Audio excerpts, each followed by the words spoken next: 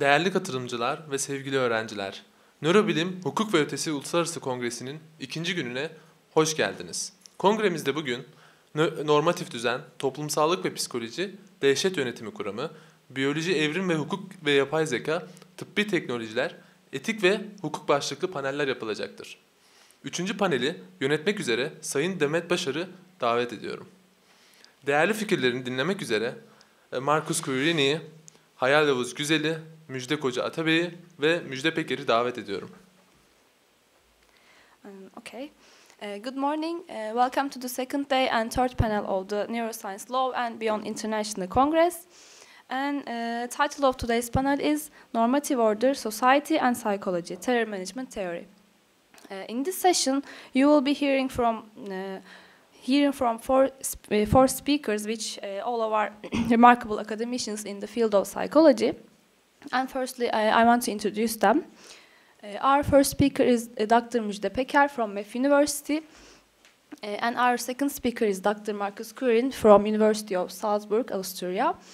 And our third speaker is Dr. Hayal Yavuz Güzel. She's from Hacettepe University.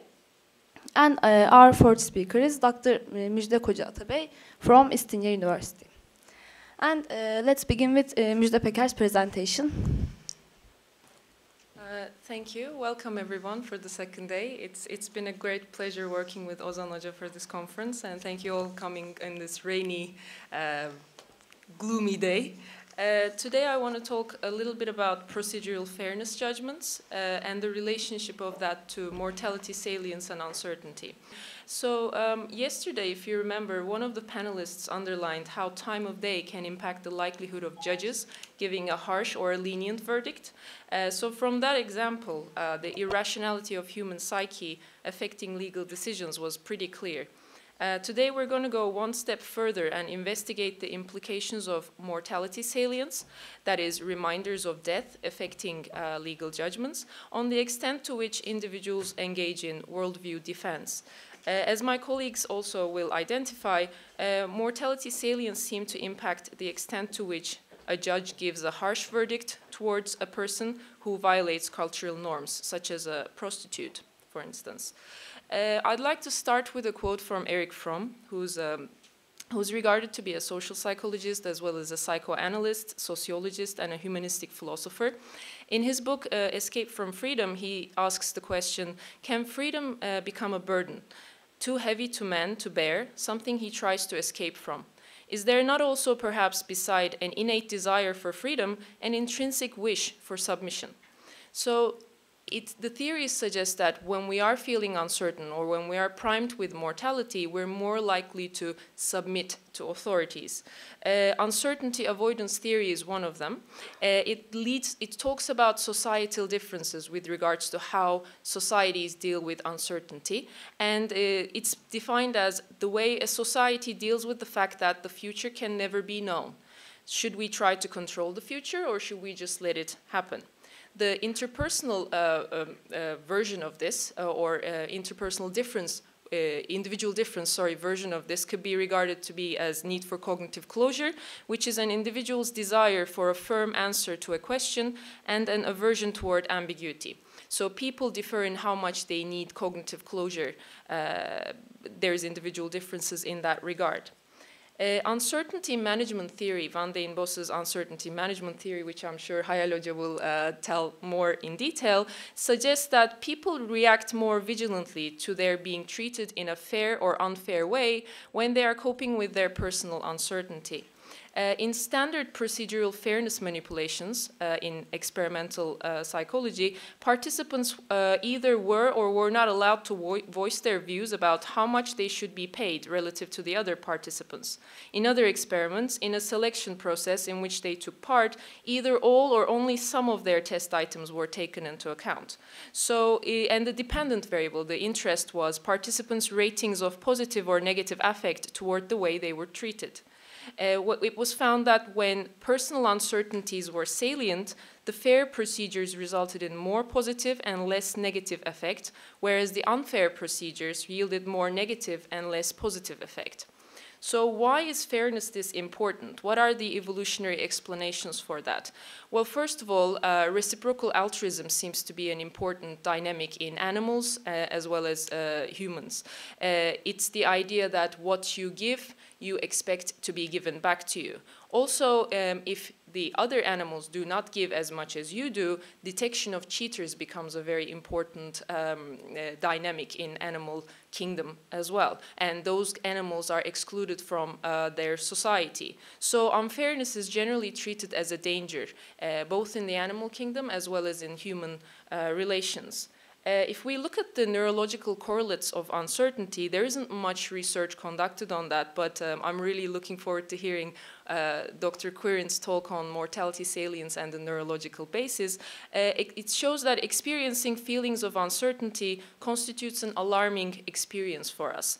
So personal uncertainty and self-threats, they lead to the activation of the human alarm system.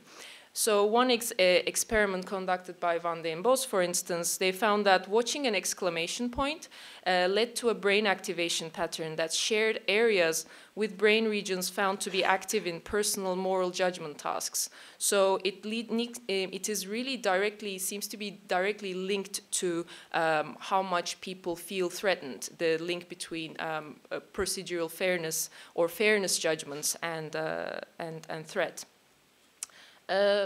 One other literature that we will learn more from in this panel is the mortality salience and fairness literature.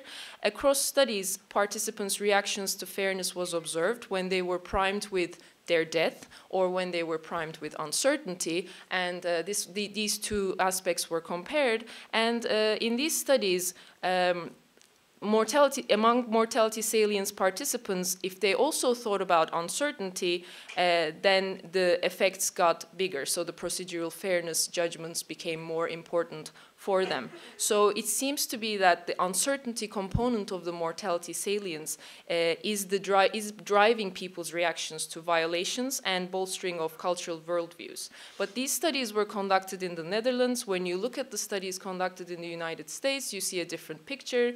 They are more likely to support the importance of mortality salience over uncertainty avoidance. So there is a gap in this aspect. There is an inconsistency in this aspect. Before I talk about our study, I also want to say that there is also literature looking at the relationship between mortality salience and support for charismatic leaders. And this literature shows that following mortality salience, reminding people that they're going to die or making them think about their death, individuals are more likely to prefer charismatic leaders who provide a radical vision that promises to resolve crisis at the expense of surrendering one's freedom. So here we come back to Erich Fromm's idea that why do people surrender their freedom? Well, they do if they are faced with mortality or if they're faced with, maybe you can say, uncertainty. So charismatic leaders are actually preferred over relationship-oriented leaders who emphasize leaders and followers to work together and accept mutual responsibility. So under times of uncertainty or mortality, people don't really want to be responsible for things. They'd rather give the responsibility to someone else, and they like more black and white categorizations of groups and individuals. There is also one more literature. What happens, though, when there is a conflict between self-interest and fairness? When people experience a self-threat, they react more positively to arrangements of advantageous inequity. In other words, they would prefer to get better, be more fair towards themselves, but they don't really care about other people's procedural fairness towards other people. What about for the in-group? Nobody, as far as I know, has looked at the relationship, the effect of that to being a member of a group, and whether people prefer their in-group over the out-group when they face with uncertainty. So if we look at it in the cross-cultural level, some of you might be familiar with Hofstede's cultural dimensions. It's comprised of 6 different dimensions, but the dimension I want to focus on today is the uncertainty avoidance dimension. And these are the scores for Turkey, and uncertainty avoidance dimension basically means how societies can cope with the fact that the future can never be known. So they create customs and traditions and rules to make it much more certain. And Turkey seems to be scoring quite high on that aspect, so I will come back to this in a minute. But something else I want to mention here is the power distance is also quite high in the Turkish context, meaning it's a hierarchical structure. There is more hierarchical relationships, not just in the occupational context, but in everyday relationships as well. So we'll be looking at power distance in our study too. So as I said, the uncertainty management theorists conduct their research mostly in the Netherlands, but the mortality salience research is usually conducted in America. But when we compare the Netherlands and Turkey and USA with regards to the uncertainty avoidance, you can see that clearly Turkey is much higher than those two countries. So how does that have an effect on how we understand procedural fairness, or how much we identify with our groups? Now, coming from a social identity perspective, of course, I wanted to look at the effect of identification with an in-group on the effects on the relationship between uncertainty and identification. So when Hawke says that feelings of uncertainty motivate people to identify with social groups. It gives them a feeling of a sense of security.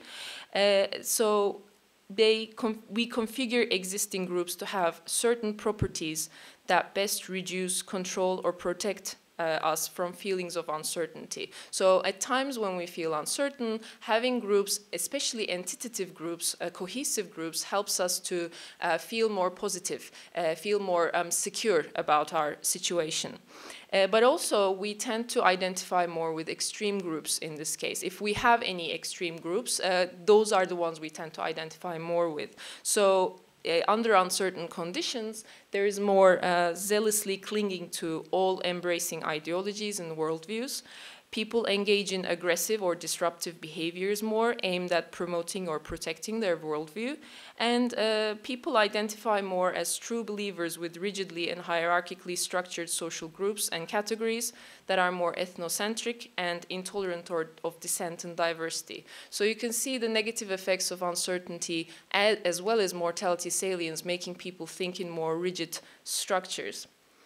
Our current study's aim was to look at the effects of intolerance for uncertainty on procedural fairness towards an in-group, which were Turkish citizens, a high-status out-group, which were expats living in Turkey, and a low-status out-group, which were refugees living in Turkey. We used those two different out-groups because we wanted to see the effect of power distance and the hierarchical support for hierarchy in society. I will come back to this in a minute. We also wanted to test the roles of group identification and social dominance orientation. You can define social dominance orientation as an individual characteristic. So some people score high on that, meaning they are more likely to support hierarchy in society. You know, say things like some groups are better than others. There should be a hierarchy in society for social groups, and some people score low on that aspect. So this is kind of the individual difference variable of power distance for the cross-cultural level. So we wanted to look at that effect as well. And our hypothesis was intolerance for uncertainty would lead more to in-group identification, because this is what was found in previous research as well. But also, with in-group identification, the procedural fairness for in-group would be more important, and the procedural fairness for out-groups would become less important as a result. I'd like to basically talk about the scales that we used for this study. So we used intolerance for uncertainty scale. We also asked people their procedural fairness judgments for an in-group, which was Turkish citizens, a high-status out-group, expats living in Turkey, and a low-status out-group. So how much should the government treat expats equally or refugees equally, kind of questions. We also asked them their identification with being a Turkish citizen, and we measured their social dominance orientation with questions like, you can never escape hierarchy in society, some groups are better than others, and it should remain like that, kind of questions. The results that we got look like this. These are the preliminary results. We're still collecting this data. I got those results like 3 days ago, so I mean, excuse me if I say something wrong. So here you can see intolerance of uncertainty divided into 3 categories.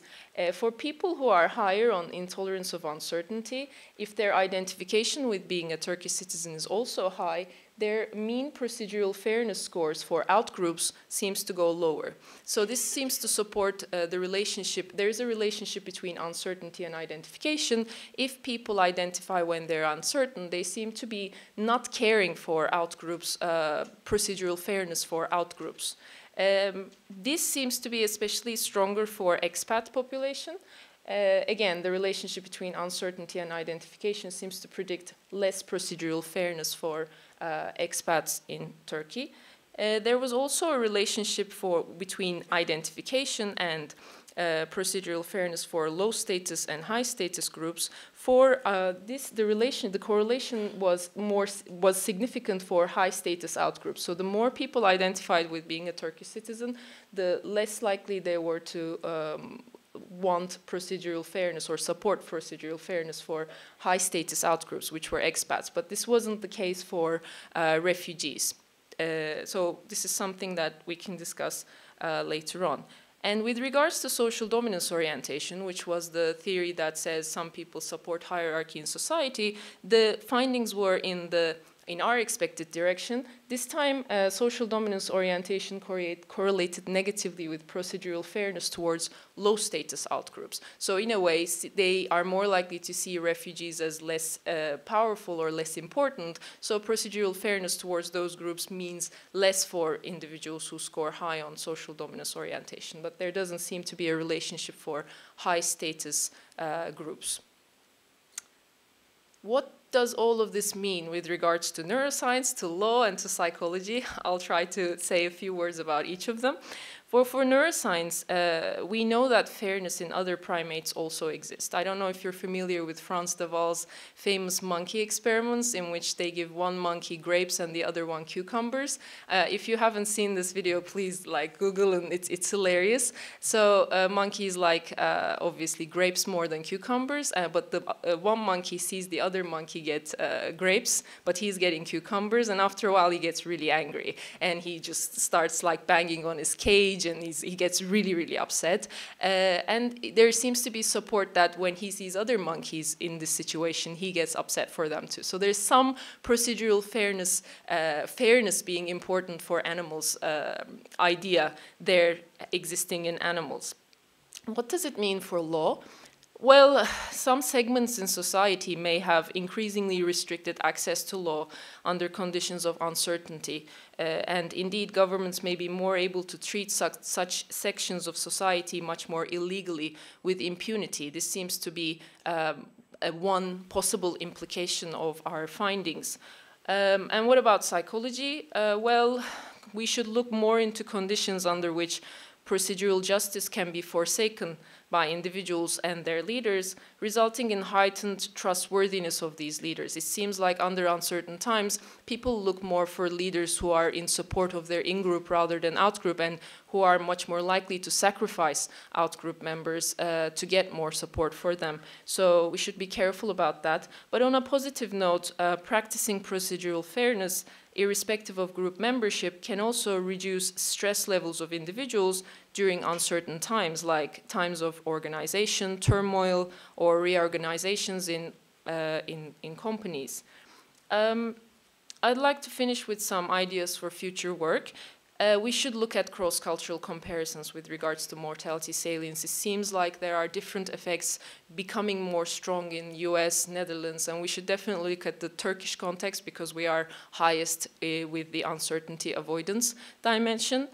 So there has to be cross-cultural comparisons.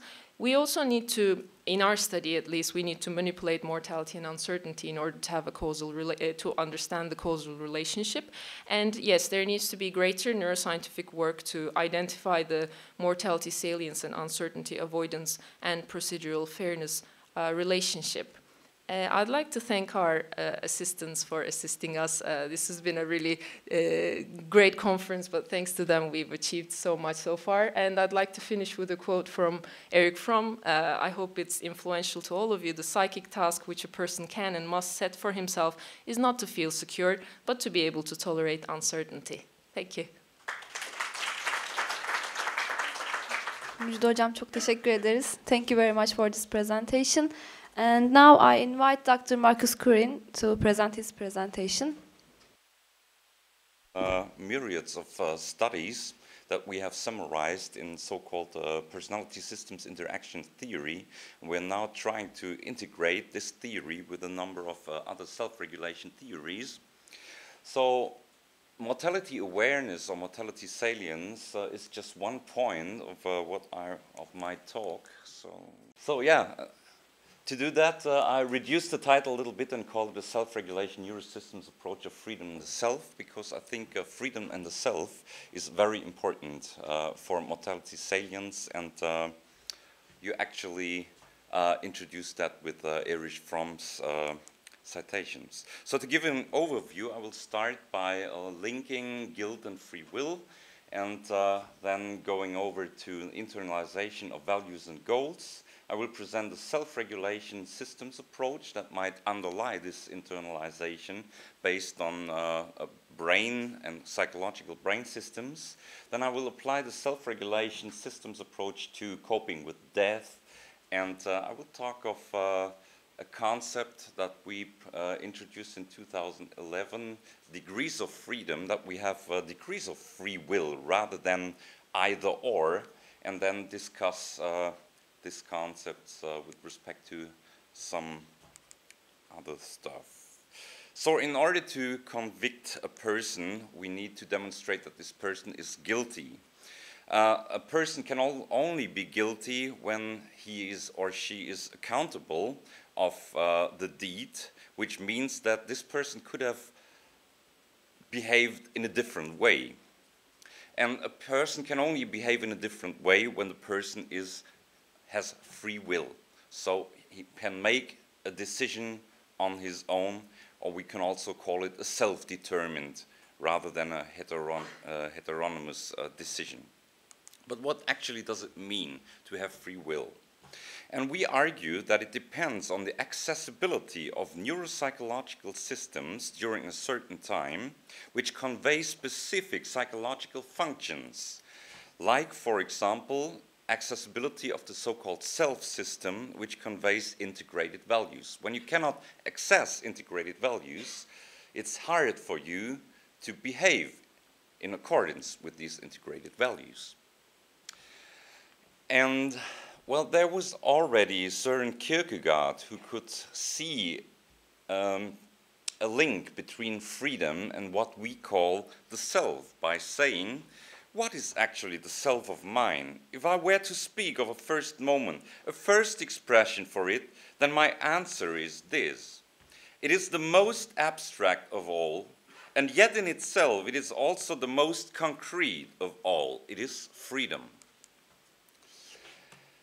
There's so-called self-determination theory, which elaborated on Freud's early ideas on the superego, the ego, and the it, by postulating several stages of self-determination. So we start by societal norms or others' expectations and values and ask the question, how do they actually get into the individual? So a great, a perfect, or a mature way of internalization would be when the person is able to identify with the value. Oh yes, I want to do that, and I made it my own value. But at times it's hard, because there's a phenomenon called introjections, which means that the person has a feeling of, oh, I should do that, but not really, oh, I want to do that.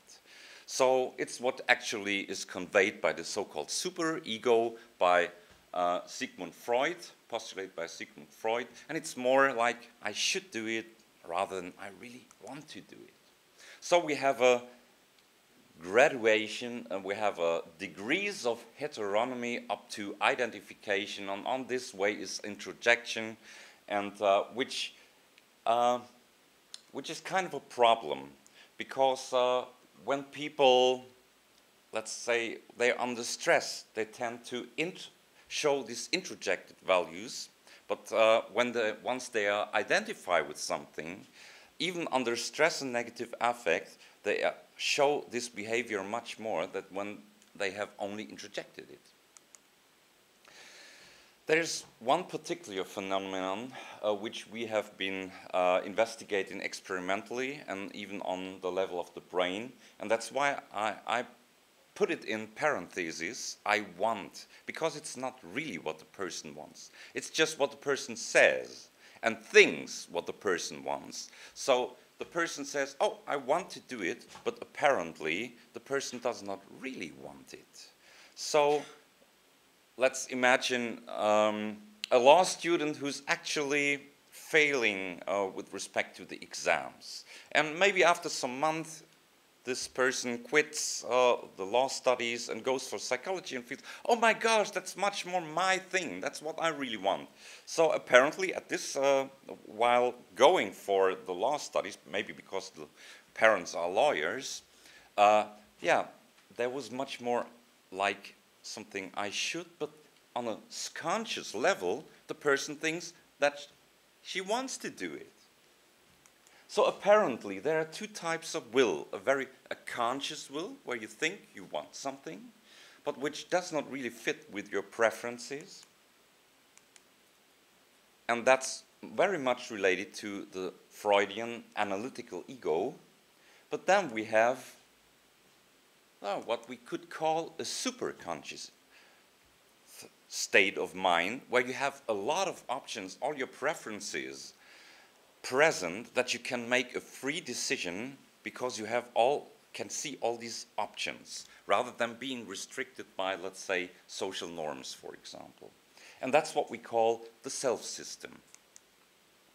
And when the conscious ego and the self-system, which is much more holistically processing, are congruent with what they do. So Rogers calls it self-congruence, you can also call it self-integration, and if this is not the case, kind of these systems are splitted with each other. Why is this relevant?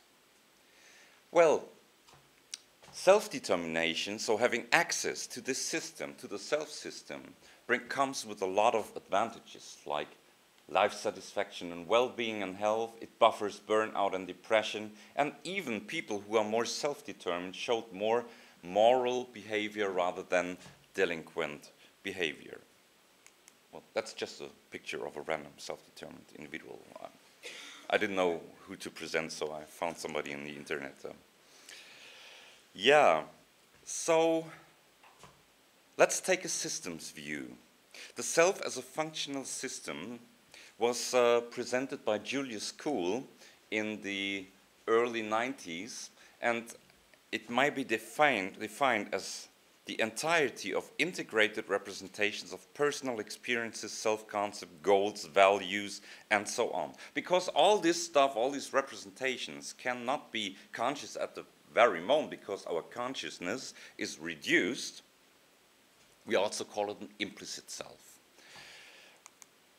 So let's have a look at the functions that activation of this system brings. It's much more embodied than the ego, the analytical ego, which means that it has a closer connection to the limbic system, so your feelings, for example. It's more experiential, and that's what Kierkegaard already said. It's very concrete.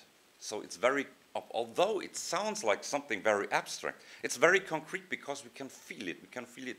I'm free. When I have access to the self of mine, I feel free. So it's a very experientially processing system.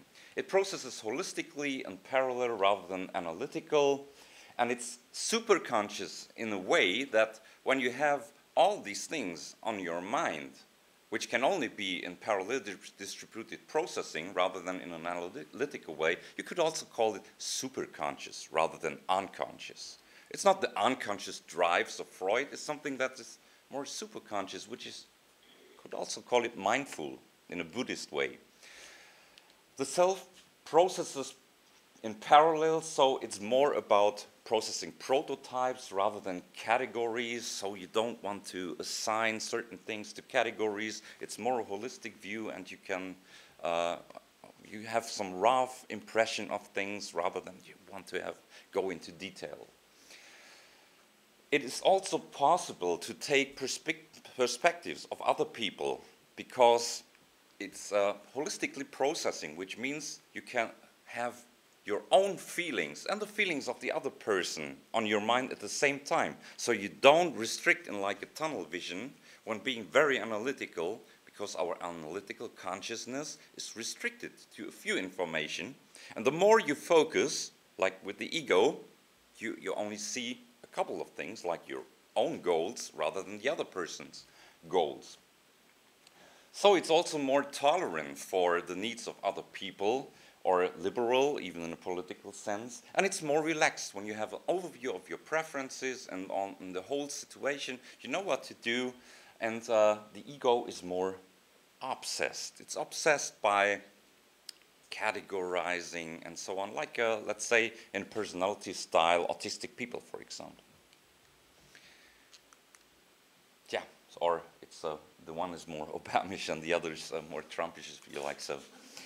And what we want to say is that when one system is active in the brain, even in the brain, that you are in a certain mindset of processing, in a certain mental mode. And it's also important for the mediation process, coaching process, or counselor process, as the colleague yesterday said. So the idea is that you try to bring a patient or a client from one mindset to another's mindset. So the ego is not a bad thing. So I presented the self as being, a great system. Well, it's a very, very helpful, very necessary system for self-maturation. But you also need some control on being detailed. So you cannot always be very holistic, but sometimes it's very important to have your analytical functions. So there might be even people who need more structure. But if you're over-structured, you need more mindfulness. Keep cool, get out of your conscious processing of your head. Follow your heart. Yeah, is a certain brain network detected by researchers like Georg Nordhoff from Canada, and it refers to the so-called midline structures. And they strongly overlap what the colleague yesterday talked about, the default mode network, and they process self-representations in a different way. So one structure that I would like to focus on is the one which we would call a higher level of self-processing, the ventromedial prefrontal cortex. It's related to intuitive decision-making and emotional relevance, to morality, like the case of Phineas Gage presented yesterday, and the evaluation of momentarily relevant experiences and goal representations. Research also found that there is kind of a right lateralization with respect to the self, especially the integrated self. Well, there's first evidence on when you process your own phase that the right ventromedial prefrontal cortex is active rather than the left one, so as compared to other known phases. Or in self-referential traits, when you see traits that refer to your own person.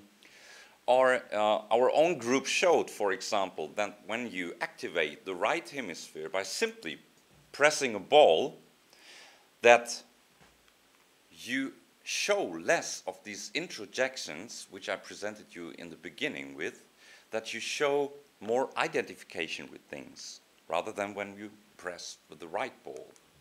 And we wanted to investigate this in an fMRI scanner.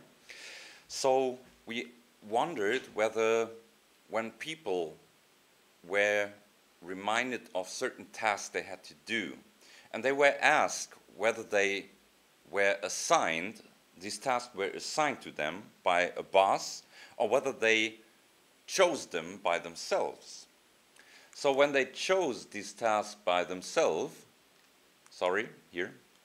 we find activation in the right prefrontal cortex and the right ventromedial prefrontal cortex here. And the amount of activation in the right ventromedial prefrontal cortex was related to the ability of people to identify their own emotions. By contrast, when they remembered goals that were given by somebody else, the left prefrontal cortex and the orbitofrontal cortex was active. So this speaks to a role of the right ventromedial prefrontal cortex for the self. So what happens during these unconscious introjection trials? You might wonder, how did they measure these unconscious introjection? You cannot simply ask people because it's unconscious. So what we did, we presented them with a list of tasks. They could choose some tasks by themselves, and other tasks were assigned, and there were also tasks remaining in the list. Later on, we asked them, did you choose this task yourself? Was it assigned by somebody else? And some people make mistakes. They say, oh, that's my task, I choose it, but apparently this task was given by somebody else. So it was introjected, but unconsciously, the person doesn't know. We control for this, for memory mistakes, by controlling for the tasks which remain in the list.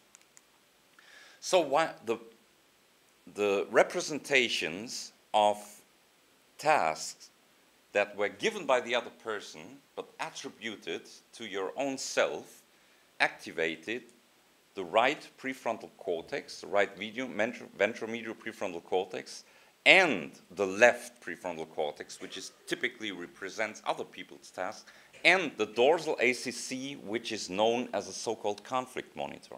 So the brain actually seems to recognize that there's a conflict, that you might wonder, oh, is it mine or is it from somebody else?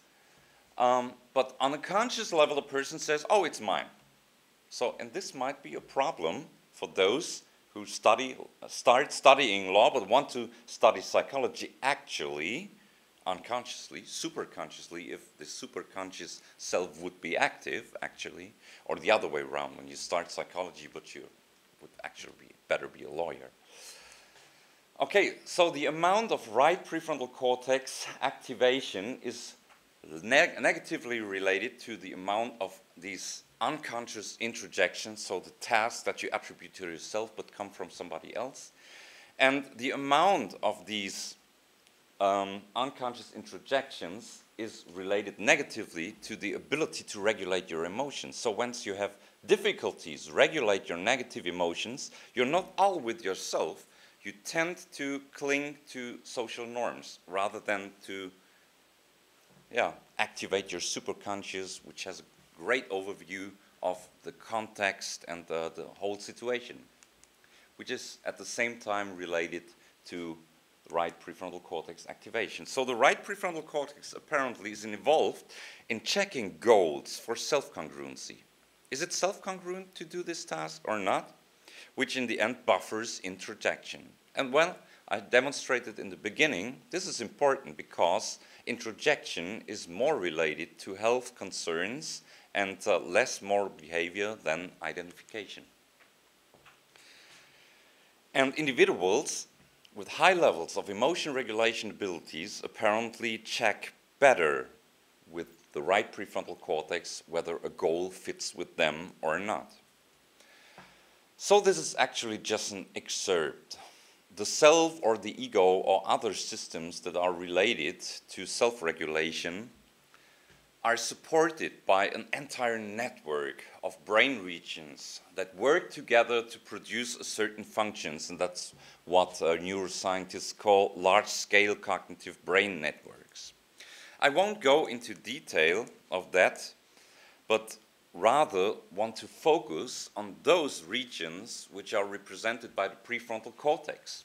So these are systems which derived from evolution to produce a certain function in a self-regulation process. So I was talking about the self and the ego plus the superego. It's very similar. Even Freud said the superego is deriving from the ego.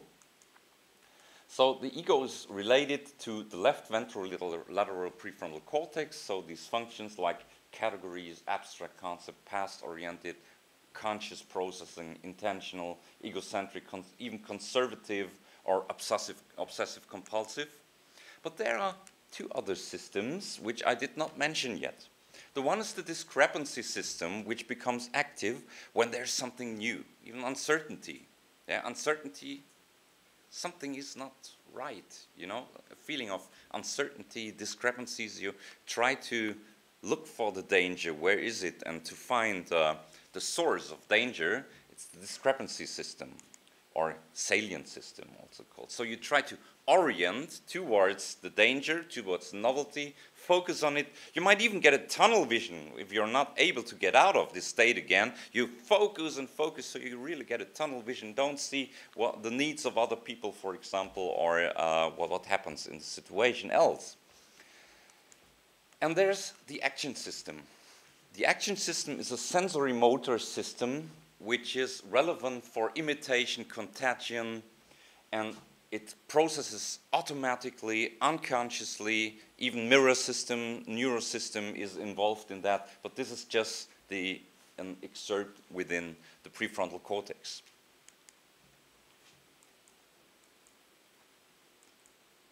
Yeah, so that's what I already mentioned. It's actually the large-scale cognitive brain network. So it's not all about the prefrontal cortex, but there are a lot of regions working together to produce like the functions of the action system or the functions of the self system, of the ego or the discrepancy system. So it's much more complex, actually. So we might ask the question, so since I'm invited to a conference which is about law, I thought, okay, how do these systems, when they're very dominant in a certain situation, relate to delinquent behavior? So let's take the ego, the analytical ego, which is actually so much praised by Freud. So when you completely get into this focusing on details, yeah, and on a certain value, ideologies, for example, without respecting the context, you might show some obedience to authorities and ideologies. So you might act in a way because of the presence, the super presence of a certain ideology or another person, and just do it, rule-based. So it's just like autistic robots following rules, you know, just doing without processing the context. Then there's imitation contagion. So when you just imitate what others do in a mass of people, for example, oh, this doing that and you doing that as well without any reflection. So these systems have kind of a balance when they're all active, but they're out of balance when you have a dominance of one system, which, for example, is the case in personality disorders. You might have a strong activation of the discrepancy system because there's something wrong and you have an anxious feeling. You get into a tunnel vision and you might act because of this anxiety, and immediately between the discrepancy system and the action system there's a cooperation, and so you might act in an effective way. So that's the question, actually. So how could the self be related, the great self, which has an overview of the entire situation and the context, be related to delinquent behavior against the law? Well, I think this relates very much to the highest level of Kohlberg's stages, the post-conventional stages, where you have to have a very autonomous and overview of the situation and try to deal in the moment, context-based, with certain situations. And you might even act against law, like in euthanasia, or when you have to, or tyrant assassination, when this guy is really, really, really bad for the entire situation. So, which is a very critical thing, so you have to weigh a lot of things, but then you come up with a really self-determined decision which tells you, I need to do this or that.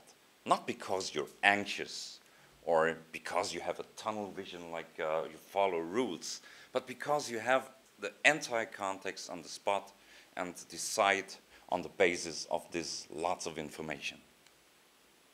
But there's another way how the self can become, let's say, the bad guy. I will discuss this at the very end. Okay, let's come to death awareness. So we recently presented a brain model of death awareness by reviewing all the neuroscience literature on what happens in the brain when you become aware of death, so-called mortality salience. So a typical way, so most of the studies which came from the US, so there might be cultural differences, showed that people show some kind of proximal defense, like repression. They try to immediately repress their thoughts of death, yeah? So to make them unconscious again. And it's more the right ventrolateral prefrontal cortex which is related to repression. So at the same time, this system has becomes focused, but a subsystem within the ventrolateral prefrontal cortex also regulates down activity from the limbic system, like the amygdala or other arousal-producing systems. So there's a second way of how you can deal. Often these two ways of dealing with death awareness come together at one time. So at the let's say, unconscious level, you try to downregulate, you try to repress your thoughts of death. And at the same time, what most of the studies found is that you tend towards maintaining your worldview, as Müchte said in the beginning. So, which includes, for example, derogating out groups, or clinging to your own identity, to your cultural identity, like, oh, I'm a German, or I'm an American, or I'm Turkish, or whatever, yeah? And that's still a very unconscious way, so to get into that, but it's still related to try to process familiarities, yeah? So that's what the ego does. Categories is something which is familiar, so you try to adopt one category and not seeing all the other categories or even devaluating. Yeah? So that's the basic neuropsychological function of maybe conservatism, political conservatism. You try to stereotype, which means you try to make something congruent with your category that you have from something without being open-minded. Oh, could be different. No, it's actually exactly like that. You know, obsessive-compulsive kind of. There are studies which also showed that people tend to approach pleasures once they are reminded of death, or approach other people. For example, they tend to sit closer together, attachment. Yeah. So this is related to the action system in the left dorsal prefrontal cortex. So there are other structures as well, like we found activity in the right putamen, for example. So as I said, there's large-scale brain networks. This is just about the prefrontal cortex.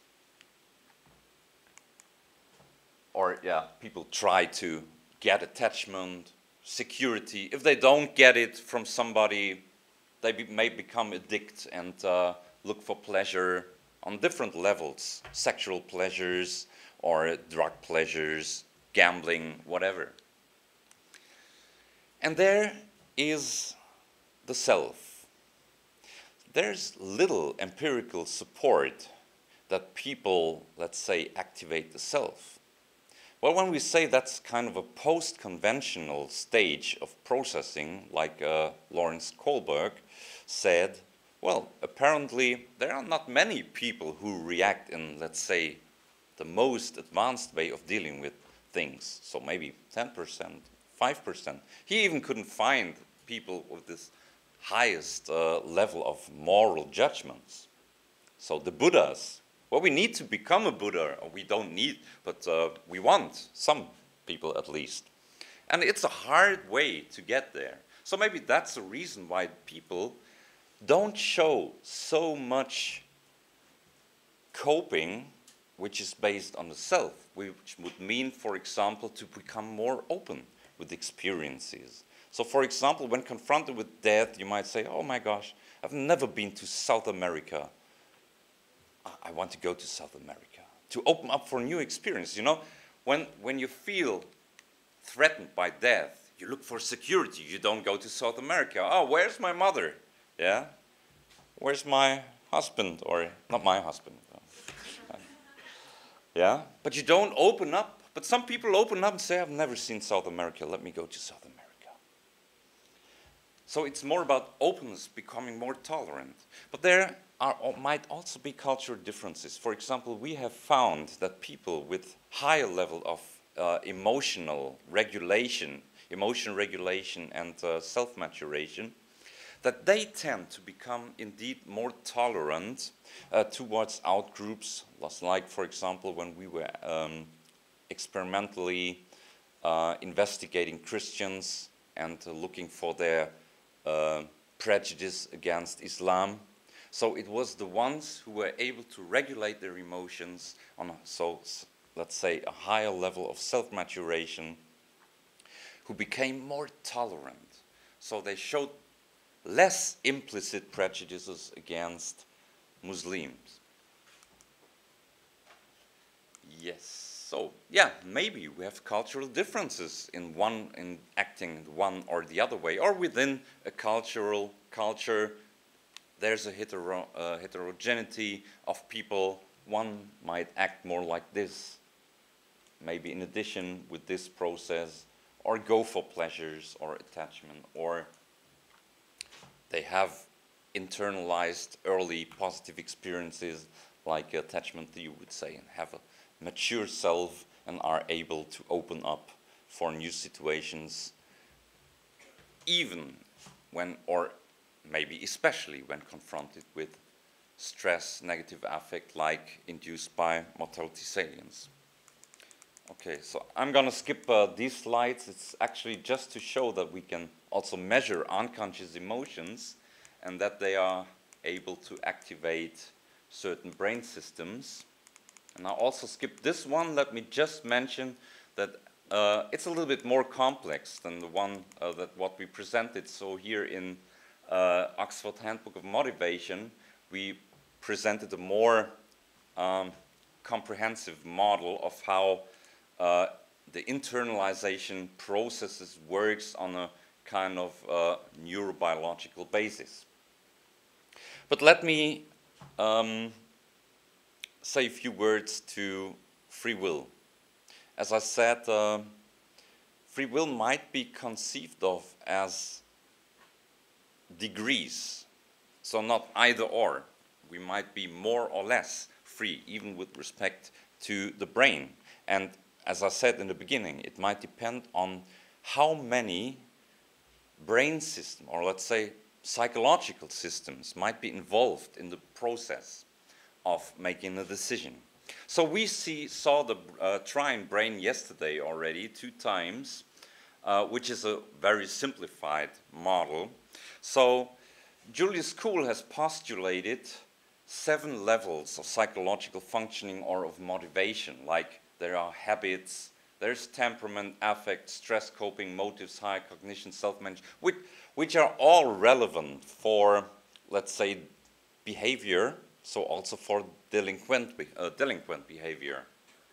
So like when you act like in a habit, or when you have a high arousal state temperament, or affective because you have fear of being punished and then you do something bad, or because of rewards like a drug, or when you're unable to regulate your stress. So as compared to when you're able to regulate your stress, you would not engage in a delinquent behavior.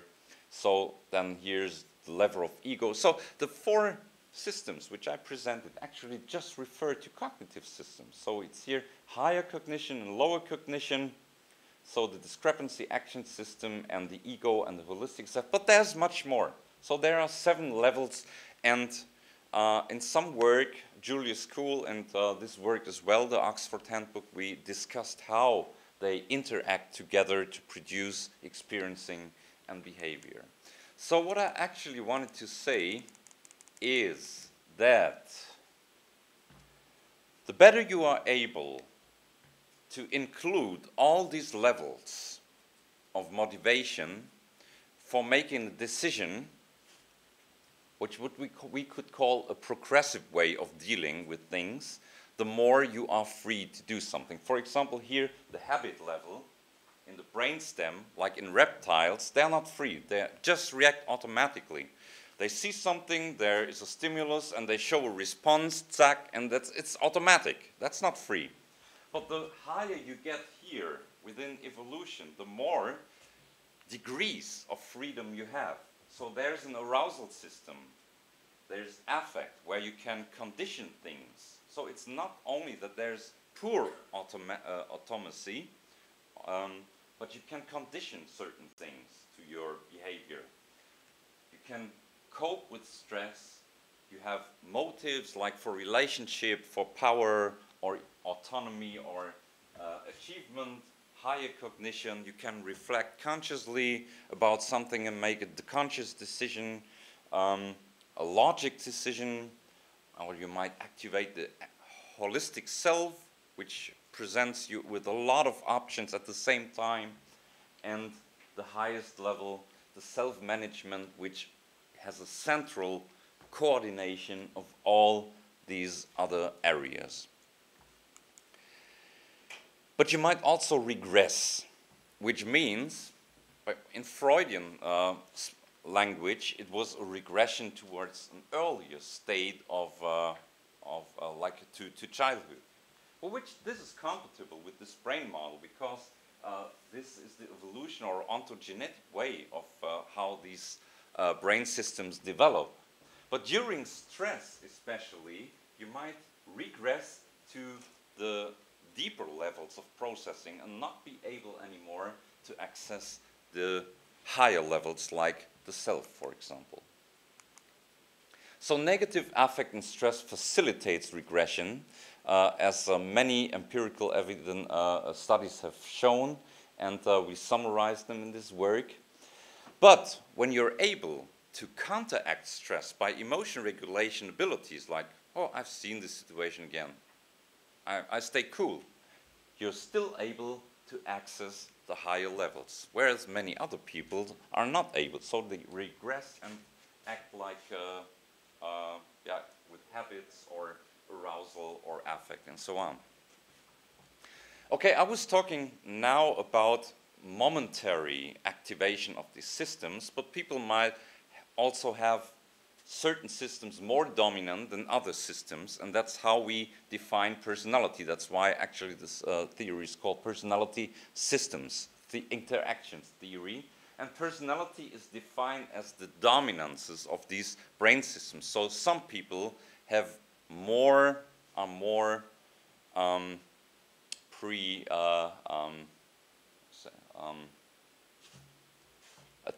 more tendency towards behaving or showing motivation from one system than from the other system. Like some people have a lot of temperament activation. They do everything, yeah, whereas others are very passive and they need motivation from other systems.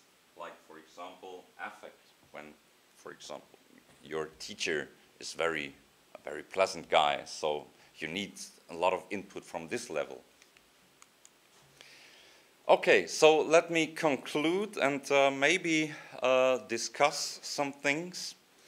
So I was arguing for 2 types of will and consciousness, which I call conscious versus superconscious, the ego versus the self. In total, the core of this theory is about 4 neuropsychological systems which interact together to produce behavior, but I also showed you this slide that there are more levels actually. So there's a lot of research which needs to be done, how all these systems interact in the end to produce behavior, not only these two levels, and each level has two systems, so 4 systems. And there's more about that. There's not only one region producing a certain function or a system, but these systems and functions are produced by the interaction of a number of brain systems called large-scale brain networks. I have not addressed the point how actually we are able to switch between the systems, but I was mentioning emotion regulation. And in fact, there's evidence that emotions actually function to activate certain cognitive systems, like negative affect activates the discrepancy system. Rewards activate the action system, for example. Or the reduction of positive affect of rewards activates the ego. When you start planning, there's something wrong, how can I get back the reward, for example. Or the self system is activated by the reduction of negative affect, of punishments and so on. Then you feel more relaxed, you activate the self. At the same time, the self, when you activate it, downregulates negative affect. So there are a lot of interactions and interaction circles. Yeah, and I argued for a view that is more about free will of degrees of freedom rather than a dichotomy of I'm free or not. How does the self develop, which appears to have a dominant position within the context of providing behavior? Well, there's much evidence that the self develops by positive early attachment experience with parents.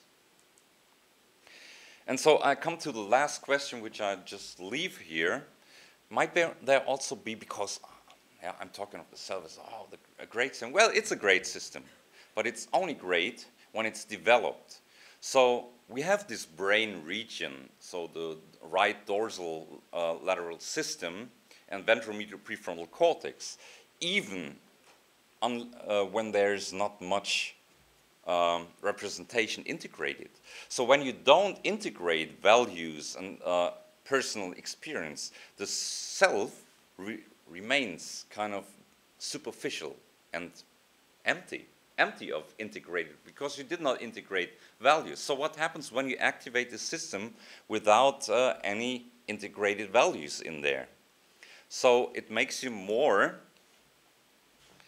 you let yourself be guided by some kind of holistic processing, but you're much more distracted by pleasures and lusts, and that's the problem. When you don't have a well-developed self, then it's necessary to have some control, like the superego or the ego, which tells you have to do this or that, or even external regulation, like when the government tells you have to do that.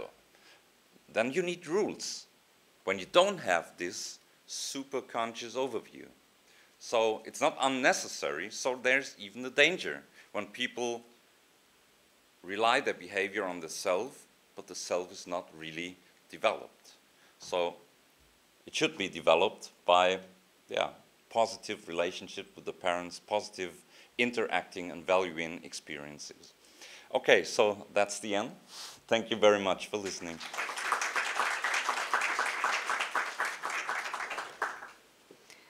Thank you very much, Dr. Corinne, for this presentation. And now I will invite Hayal Yavuz Güzel for listening her presentation. Merhaba herkese. Ben artık 3. kez ölümden ve belirsizlikten bahseden kişi olduğum için biraz kısa kesmeye çalışacağım. Çok uzatmamaya çalışacağım.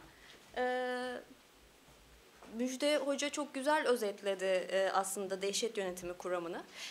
Ama Aşık Veysel'in bu dizelerini görünce hatırlayacaksınız. Türkçe'de sanırım ölümün ne kadar acı verici, ne kadar dehşet verici, ne kadar kaçınılmaz olduğunu birebir anlatan en çarpıcı dizelerden biridir diye düşünüyorum en azından ben. Aynı Aşık Veysel'in burada söylediği gibi iki kapılı bir dünyadayız. Bir girişi, bir de çıkışı var. Girişten girdiğimiz an, yani doğduğumuz an öleceğimiz gerçeğini biliyoruz ve her yürüdüğümüz gün, her gündüz ve her gece yürüdüğümüz tek bir istikamet var, çıkış kapısı, yani ölüm.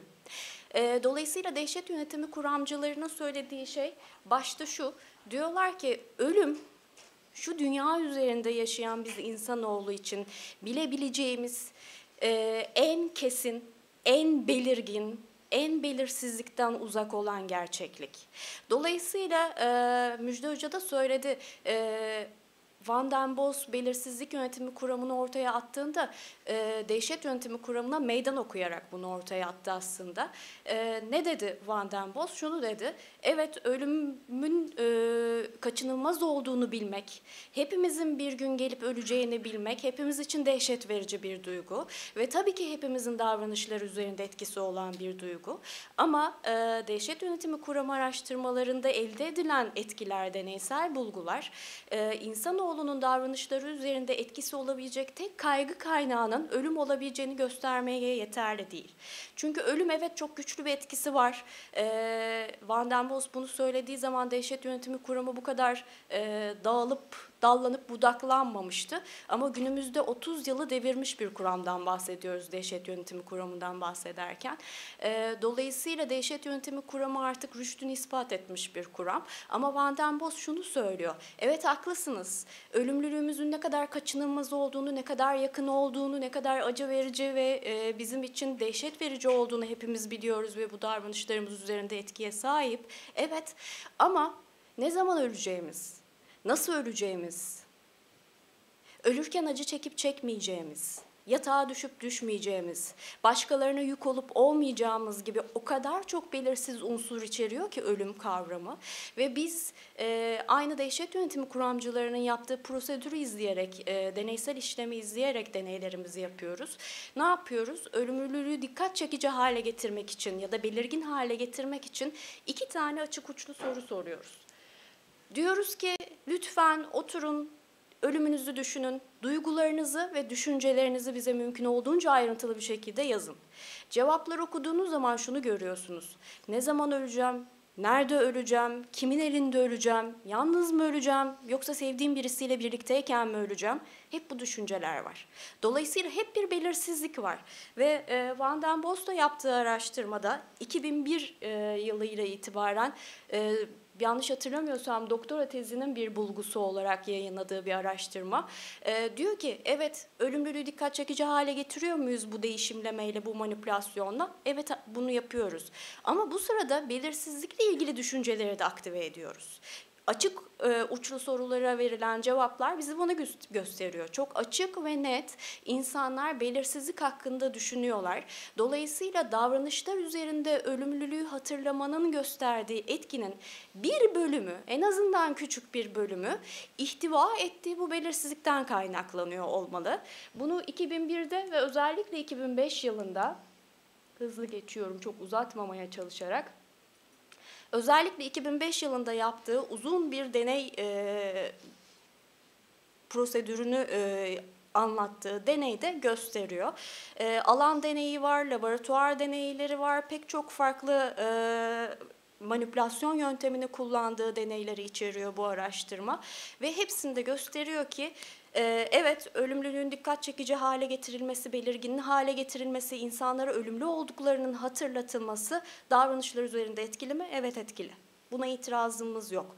Ama açık uçlu cevaplar incelendiği zaman ölüm koşulunda, yani ölümünüz hakkında düşünün, ne düşündüğünüzü ve ne hissettiğinizi bize yazın dediğimiz katılımcıların büyük bir kısmı, neredeyse %30'a yakını belirsizlikle ilgili düşünceler yazıyorlar kağıtlarına. Dolayısıyla bu etkinin ne kadarı belirsizlikten, ne kadarı ölümlülük fikrinden kaynaklanıyor. Bunu araştırmak gerekir diyor Van den Bos. Ve buradan hareketle bu konuya Müjde Hoca da değindiği için yine hızla geçeceğim. Buradan hareketle yaptığı araştırmalarda bunları buluyor. Yani evet, belirsizlik belirgin hale getirildiği zaman ya da dikkat çekici hale getirildiği zaman da aynı ölümlülüğü hatırlattığımız katılımcıların verdiği tepkiler, ne tepkiler bunlar? Kültürel dünya görüşünü savunma tepkileri. Yani kültürel dünya görüşünü reddeden ya da ihlal eden bir kişiyle karşılaştığınız zaman kültürel dünya görüşlerinize daha sıkı sıkı bağlanmak, kabul eden, destekleyen bir kişiyle karşılaştığınız zaman da pozitif, olumlu duygusal tepkiler sergilemek gibi tepkilerin ortaya çıkardığını gösterdi Van den Bos.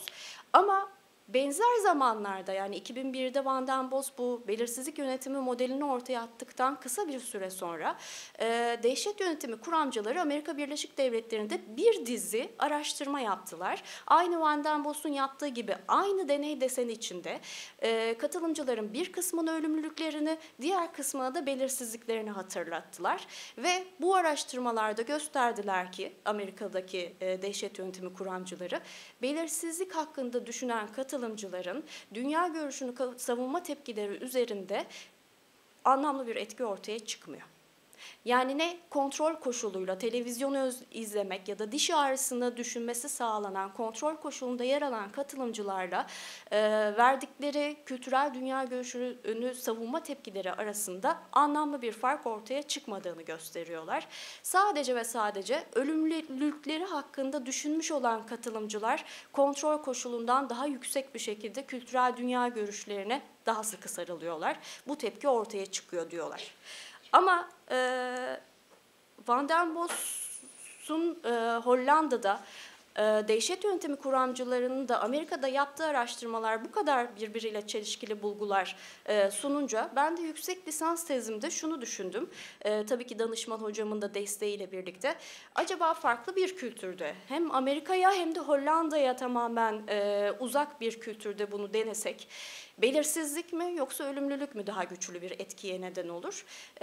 Ve yüksek lisans tezimde de bunu araştırdım. Aynı Van den Bos'un izlediği deneysel prosedürü takip ederek katılımcıların 1/3'ine ölümlülükleri, 1/3'ine belirsizlik içinde bulundukları, kalan 1/3'ine de televizyon izleme hakkında düşüncelerini ve duygularını yazmalarını isteyen bir açık uçlu soru, 2 adet açık uçlu soruyu cevaplamaları istendi. Daha sonra bir araya PANAS dediğimiz olumlu ve olumsuz duygu ölçümü aldığımız bir hoş olmayan itici duyguları bilinç düzeyinden suppress etmeye, itmeye yarayacak bir zaman koyacak bir nevi oyalama görevi sunduk. Daha sonra da kültürel dünya görüşünün reddedildiği ya da kültürel dünya görüşünün desteklendiği 2 ayrı senaryo okuyup bu senaryoda yazılanlara karşı verdikleri tepkileri ölçtük. Kullandığım senaryolarda ben şu temayı kullandım. Ne Amerika'da ne de Hollanda'da hiç kullanılmamış bir temaydı.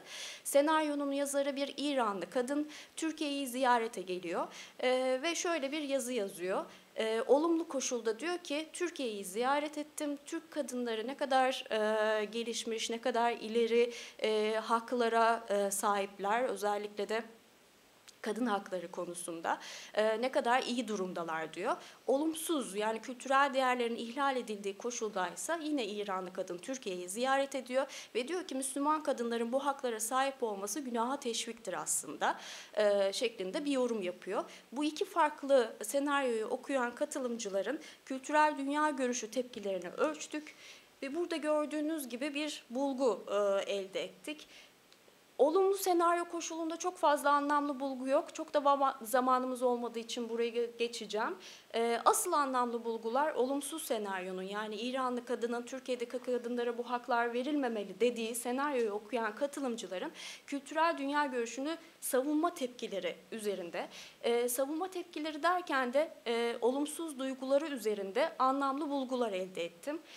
Nasıl anlamlı bulgular? Gördüğünüz gibi belirsizlik koşulundaki katılımcılar, televizyon izleme hakkında düşünen koşuldaki katılımcılara kıyasla çok daha yüksek olumsuz tepki ve asıl önemlisi ölümlülük hakkında düşünen katılımcılara kıyasla da daha yüksek olumsuz duygusal tepki gösterdiler.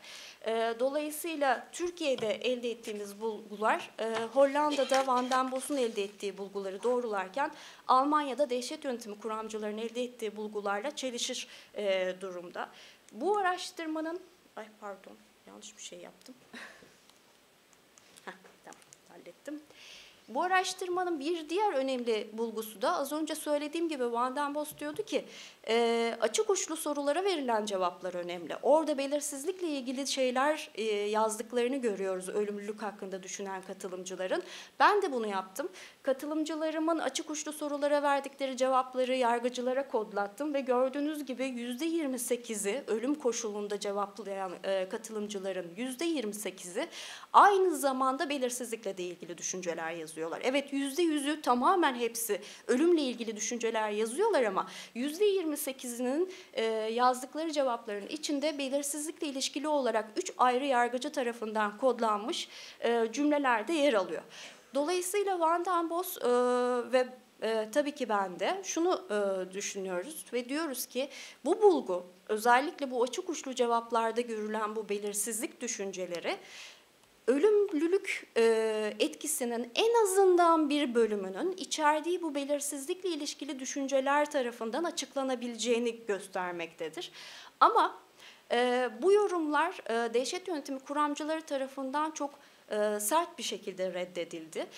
Dediler ki buradaki %28'lik %28'lik ya da %30'luk farklar belirleyici değil. Çünkü o sırada bunu yazmış olabilirler ama cevap verirken hangi düşüncelerin ölümle ilişkili olanların mı yoksa belirsizlikle ilişkili olanların mı cevaplarını yönlendirdiğini, tepkiler üzerinde etkiyi hangisinin ortaya koyduğunu ispatlamaz.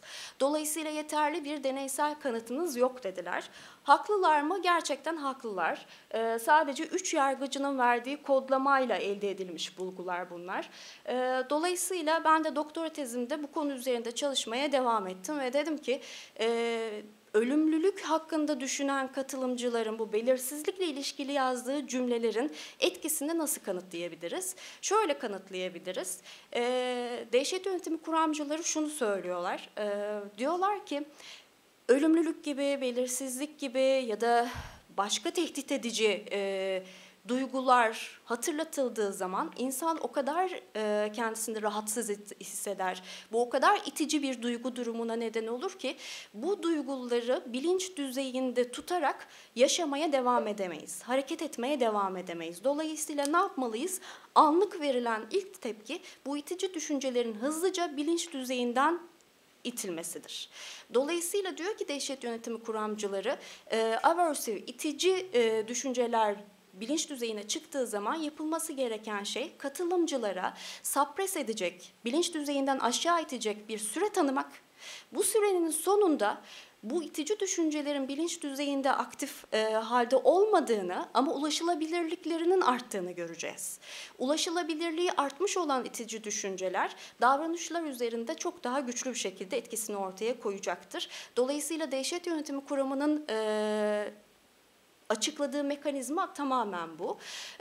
Ben de şunu düşündüm, eğer mekanizma bu şekilde çalışıyorsa bu durumda bu itici düşünceleri bilinç düzeyinden aşağı itecek sürenin sonunda eğer Van den Bos'un ve benim söylediğim iddia doğruysa belirsizlikle ilişkili düşüncelerin de ulaşılabilirliği artıyor olmalı.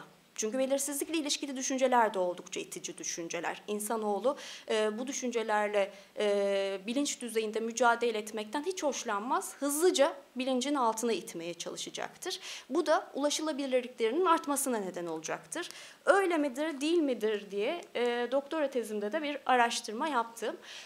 Ama buraya bir itici, benlikle ilişkili çok ciddi bir tehdit koşulunu daha ekledim. O da ostrasizm.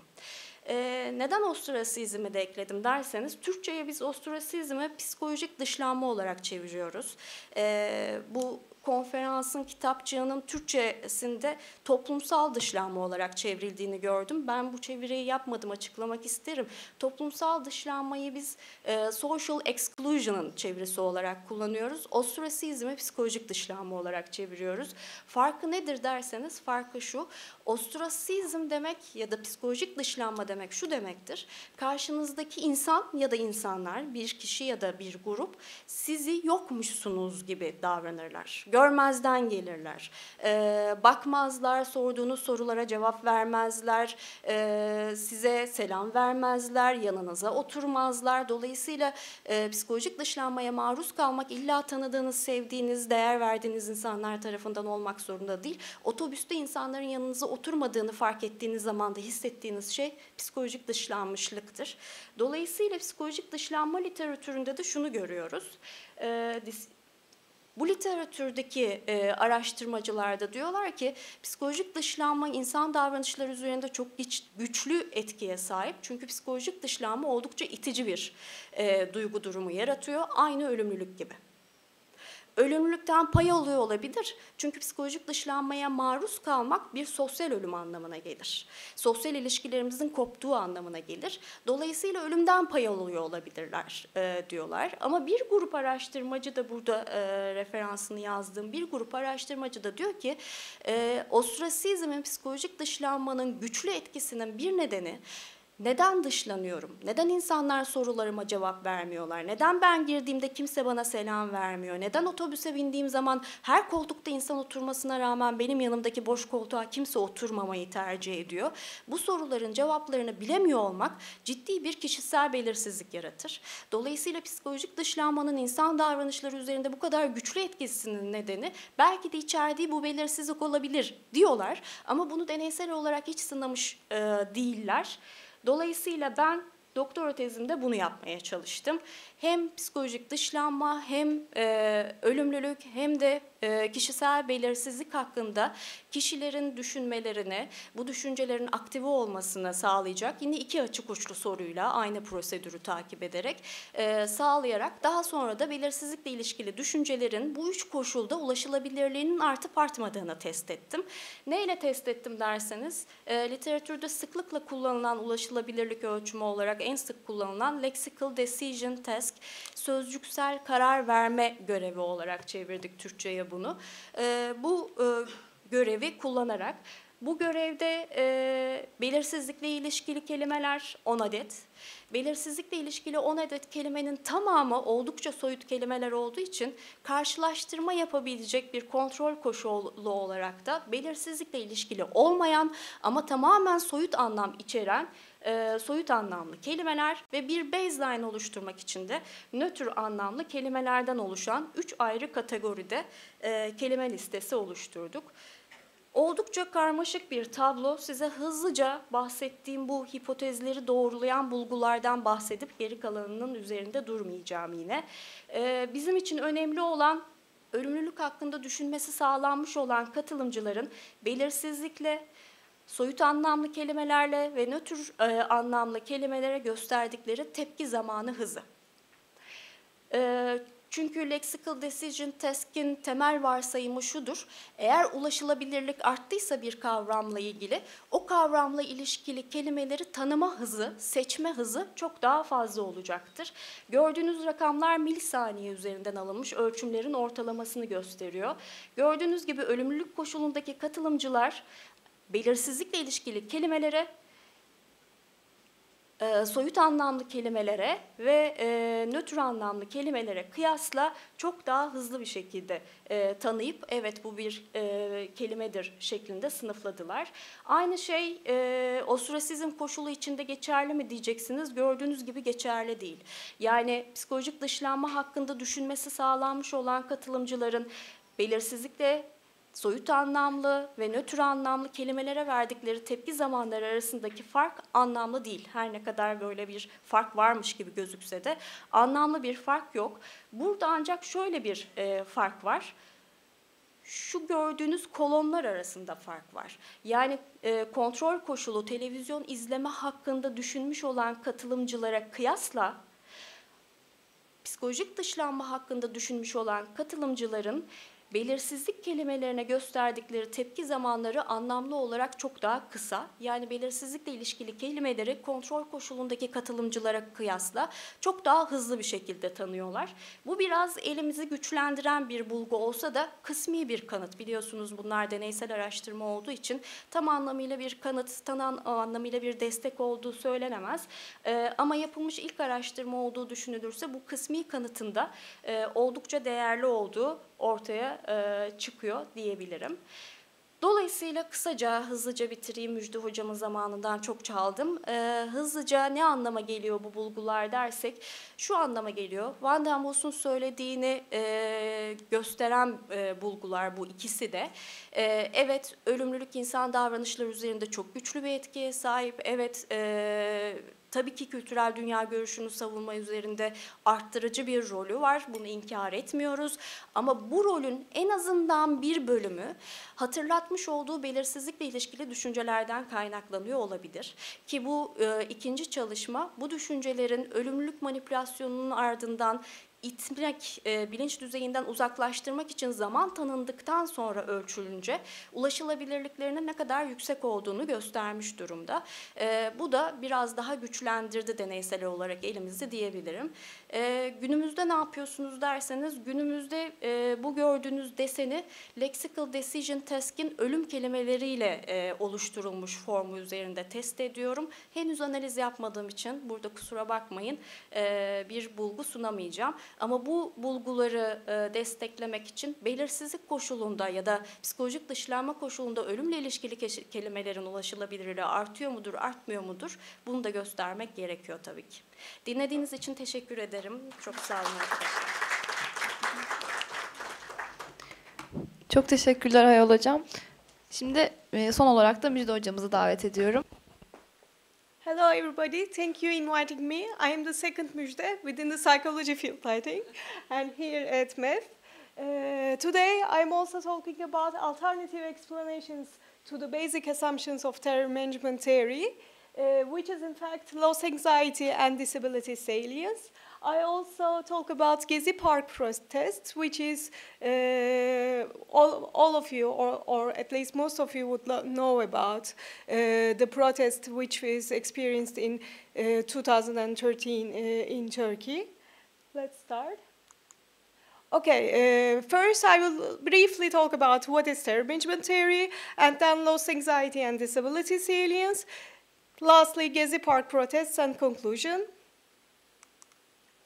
So, as everybody knows, terror management theory suggests that the awareness of the reality that death is inevitable creates a potential for existential anxiety. And according to the mortality salience hypothesis, when people are reminded about that, they defend or validate their cultural worldviews. So after thinking about their own death, people are become polarized in terms of their beliefs to manage their existential fear. And according to the TMT theorists, that is qualitatively and quantitatively unique phenomenon. And in my PhD thesis, I would like to challenge this issue, whether that is really the unique, whether it is only, it is the only thing that we answer in relation to worldview defense. So my study is about disability salience. So I have 4 conditions. One is the control, and the other one is mortality salience, paralysis salience, or blindness salience. I have 2017 participants with a mean age of 20, and their initial conservatism levels are also measured. So as Hayal Hoca explained, the similar procedure is conducted where people are reminded about their own mortality, people are reminded about a feature or possible disability in relation to paralysis or in relation to blindness or the classical television control. Then 3x4 ANCOVA was performed on participants' conservatism scores at time 2. ANCOVA was conducted because of the gender difference within the sample. So both mortality salience, it was found that both mortality salience and paralysis salience seems to be effective for the participants whose initial conservatism levels were high. So the according to me, it is the left. The left-hand side column presents that the participants whose initial conservatism levels were high were reacting to mortality, and participants whose initial conservatism scores were high were also reacting to paralysis salience conditions as compared to control salience. So, as Hayal Hoca explains that the accounts of the participants are also regarded as important, what they really write on the salience conditions. So I also explained, I also analyzed the experimental conditions, mortality salience, blindness salience, and paralysis salience conditions in relation to a qualitative content analysis. And I found that when people are reminded about that, they talk about others. They talk about the sadness that is experienced by their family or friends or loved ones. But when people are reminded about paralysis, they sorry for themselves. So there is a difference. In mortality salience condition, people are sorry for their loved ones. But in the paralysis salience, they are sorry for themselves. So, for example, we can see that sadness that would be experienced by significant others is very important in the mortality salience condition. But in the paralysis salience, the considerable sadness in relation to self is much more important. So when we compare that and disability, we can say that everybody is expected to die, but not everybody is expected to become disabled. And if that is regarded as a convenient example for testing TMT, then disability might be another one.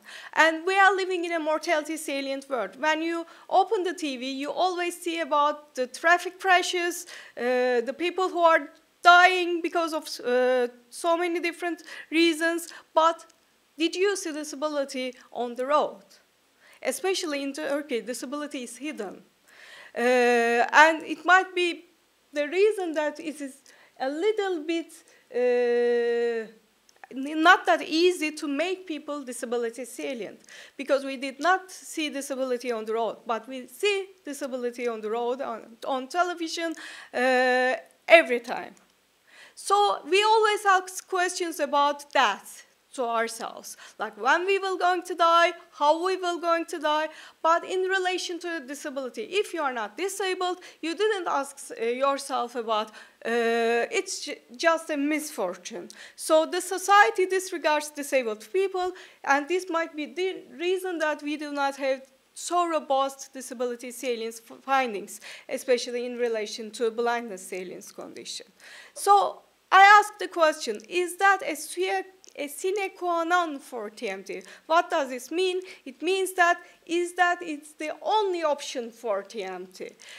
So we always talk about the relevance of experimental manipulation in relation to TMT. Any kind of loss manipulation, any kind of loss that is moderately fearful, highly imaginable, and highly self-relevant is suggested to affect cultural worldview defense. What does it mean is that if we would like to change that with another issue, it might be disability in my case, it should be moderately or moderate to high level of fear, it should be highly imaginable, and it should be self-relevant. If we satisfy all these three conditions, then we can replace the experimental manipulation item with any other one. So that is taken for granted in TMT as the source of existential anxiety and the basis of theory. However, not an existential anxiety relating to self, but the anxiety of losing self might be the basis of that terror. So we might talk about a loss issue. That includes a big loss, but disability also includes another type of loss. So my second study is a theoretical one, as you all probably most of you know and remember about Gezi Park protests in Turkey, which happened at the end of May 2013, and it is a very uncommon and different protests in Turkey.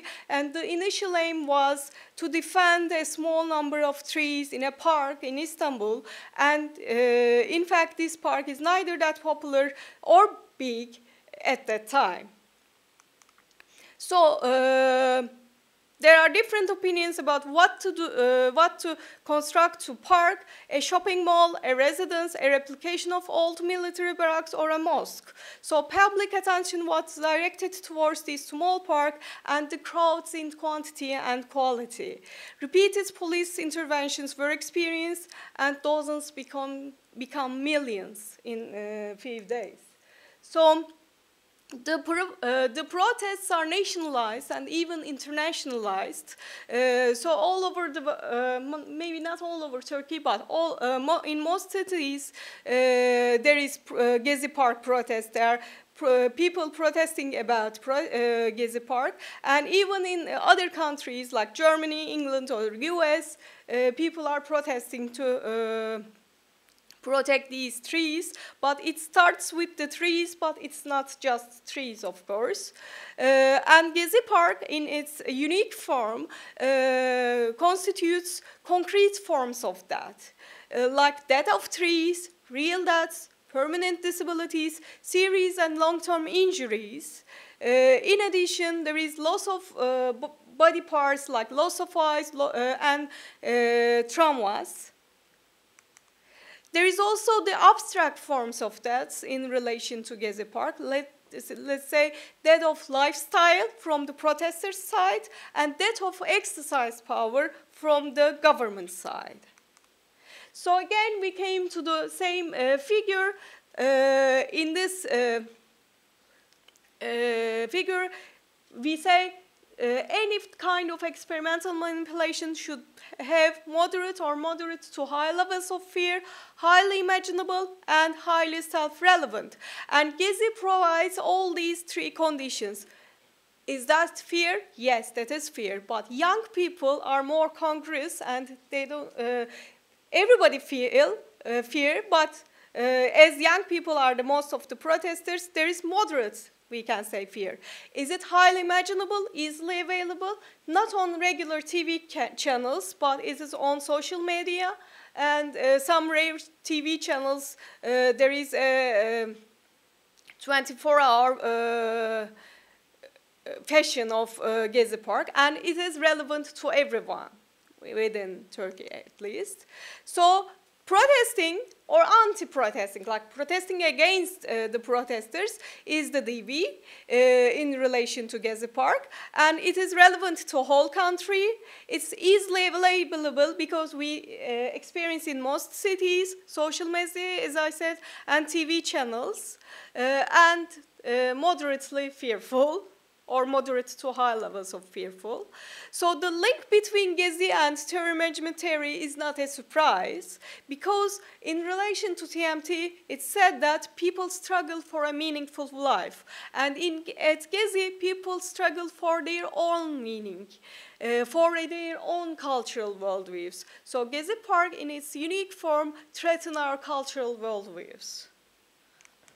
So TMT provides a fruitful framework for alternative experimental manipulations and also theoretical procedures. If it might be a future or possible disability, or it might be a real-life issue such as Gezi, and it could be applicable. These are both applicable to the theory. Thank you very much. Hi, thanks to everyone. That was, yeah, I thought an amazing panel.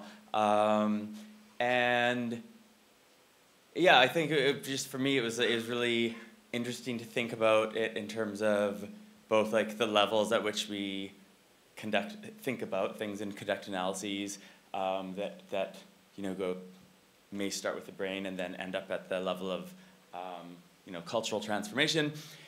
And for me personally, it made me think about a new slogan for myself, which is like, don't be a basal bitch, in the sense of thinking like a reptile and confusing, anyway. But that's just the question is, and to be more serious is, I mean, it seems to me that actually, so thinking about the ideas of the self and how you can transcend them.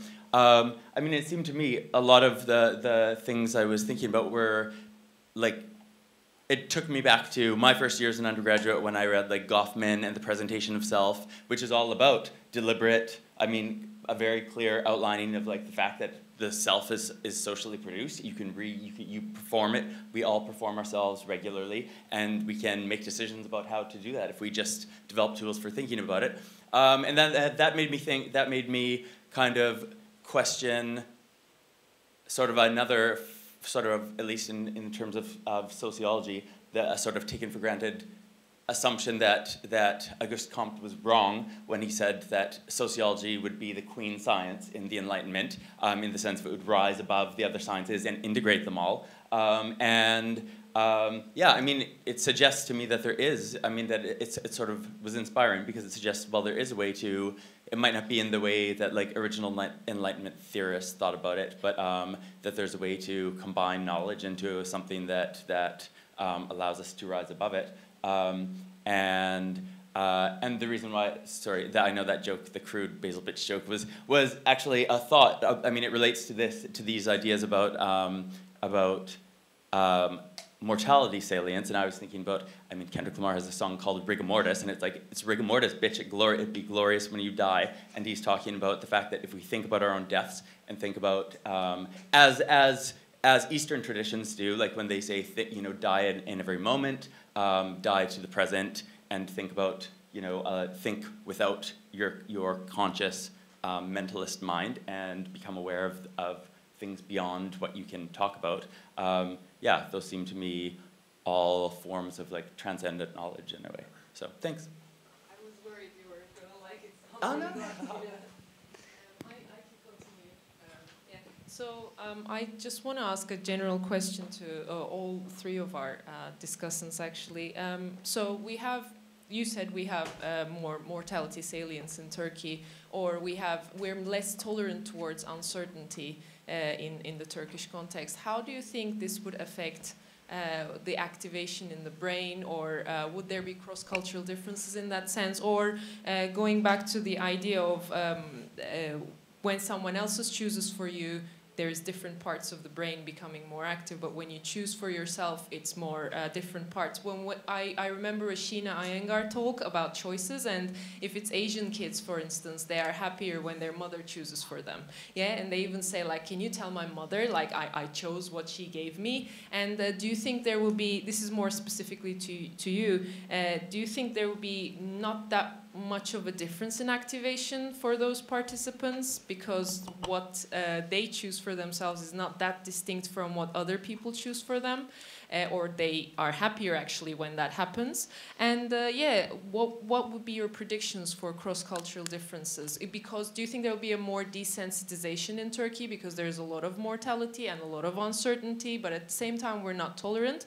Or do you think there will be more cultural worldview defense as a result of higher mortality salience?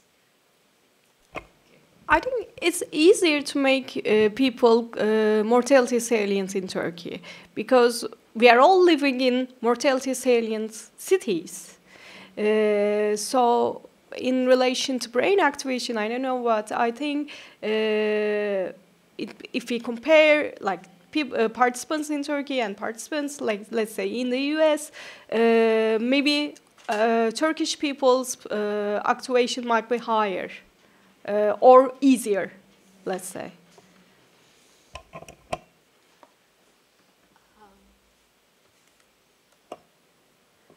Ben yine Türkçe cevap vermeyi tercih edeceğim. Şöyle söyleyeyim, ben bu sunduğum araştırmanın devamını yaparken belirsizlik ve ölüm koşulu aktive edildikten sonra, manipüle edildikten sonra Evet, belirsizlikle ilişkili düşüncelerin ulaşılabilirliğinde artış gösterdik ama şunu göstermedik dedi Van den Bos.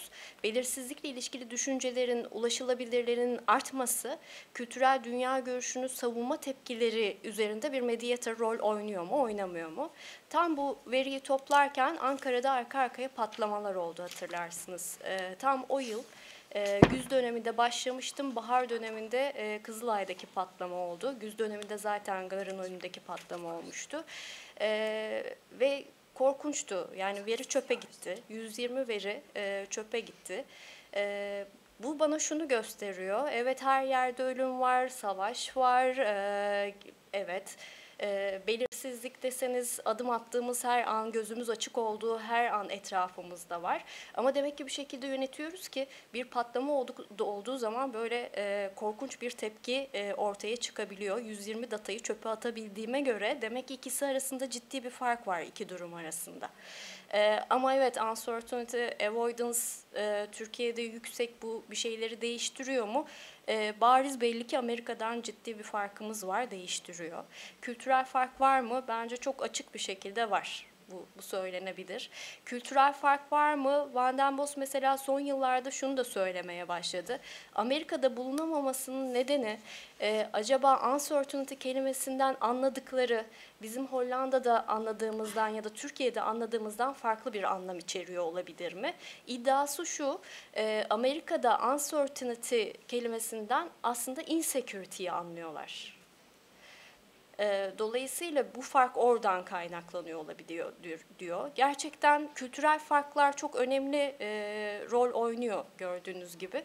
Ama deneysel olarak göstermek o kadar zor ki ve bu sizin söylediğiniz koşullarda deneysel veri toplamak laboratuvarlarda o kadar zor hale geliyor ki dolayısıyla şu an benim söyleyebileceğim bunların dışında çok kesin bir cevap yok. Kusura bakmayın. Do we have another question? Oh, well, I could still answer to your question about rain. Yeah, well, that's a very interesting question. So especially because we did not manipulate, let's say, for example, the relationship you have to the person, but we do now in current experiments.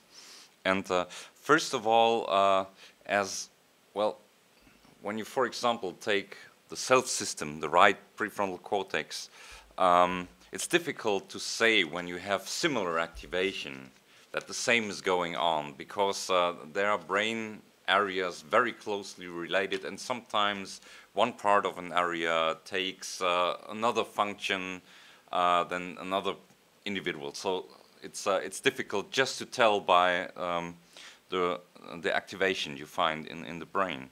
On another level, I'm pretty sure that it's important the meaning the person has for you that makes the choice. So if you have a good relationship and you feel appreciated by this person, so it's a sympathetic person or even somebody who gives you security, highly valuable. So it might have a strong impact on you. And but once, for example, a person develops and becomes more self-esteem, so the importance of this person, like the mother, becomes reduced. You might still love your mother, but you're not relying on them. So it really, really depends on what kind of meaning this person has for you at the moment. So it's different when this child grows up and becomes an adult. You might find different brain activations than when it's your mother and you love your mother and you need, especially you need your mother. And so it's very different. And probably it's also very different in which kind of state you are at the very moment. Do you have yourself activated, or is yourself deactivated kind of, and you're in an anxious discrepancy state at the very moment where you need more security? So it's not all about the maturation of personality, but which state you are in the very moment. Yeah, so dependent on the situation.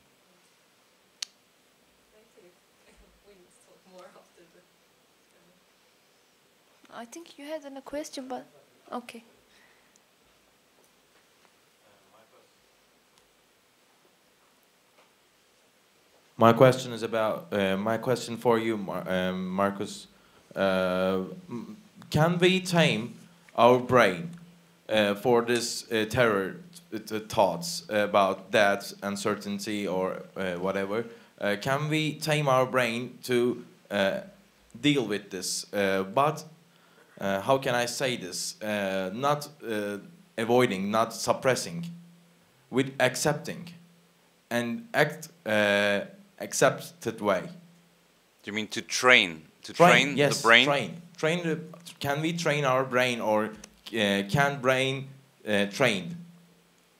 Well, I prefer psychological interventions rather than direct intervention in the brain. But, well, you can.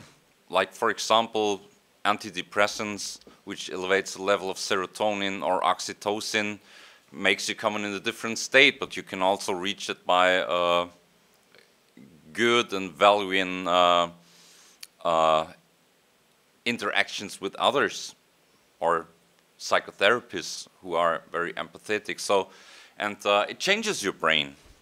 So it's a question of what you prefer as a physician, whether you prefer to directly manipulate the brain, or whether you do it via psychological interventions. I think it's good to make a combination if necessary, but I prefer, first of all, the psychological, because I think they are more enduring rather than, yeah. Can we apply this not a treatment, treatment rather than education? Can we educate it, not treat? Do you understand me? Yeah, education. Maybe I couldn't tell clearly. Well, I wouldn't make a strong difference between education and treatment, because it's kind of a treatment as well, education, and the other way around. So it's just input that you get from the social environment, how it interacts with you, and so also forms your brain. Thank you. I can say something. Maybe next time you think about that, think about going to South Africa or South America. Yeah. Does meditation help for self-activation? So the question was if meditation, what? Helps to self-activate that brain system. Yeah, yeah. So I would actually argue that it's the best practice you can do to activate the self, to downregulate your emotions, and to access this state. But it's, let's say, meditation itself does not necessarily leads to an integration of experiences, also negative experiences, in order to make yourself grow. So when you're, let's say, in the here and now, it's you get relaxed, which provides a basis for the possibility that you can integrate experiences. But you don't need to do it necessarily. You know what I mean? So it's a basis for self-integration, but you need to do a little bit more. Yeah, like to reflect on some certain things and then to integrate them in a relaxed mood. But pure meditation is just to get rid of the thoughts and be in the here and now, which is a basis to become relaxed. And then, so that's why we make. I mentioned some terms like presence-oriented for the action system. So basically, it's being in the here and now. But so there are two systems: the action system, and which is sensory motor. You also feel your current state. But there's also the self system. But there are two systems which, let's say, these two systems are kind of mindful, yeah, in the here and now. But the one is more having an overview of all your experiences and what you want, which you actually don't need in meditation, because you don't. Well, it's possible that all these experiences pop up, but not necessarily. So, Well, mindfulness, I think it's a big term, and so what exactly happens in meditation? Then it might be a combination of operating of these two systems, like the self system and the action system. But yeah, also let's say you can also get into a meditative state, which is very similar to a frog sitting at a lake and just being here, you know. But the frog doesn't have a self. It does not integrate a lot of experiences throughout the life history. It's just here and there, you know. So both of it. Thank you. Do we have another question? Or anyone?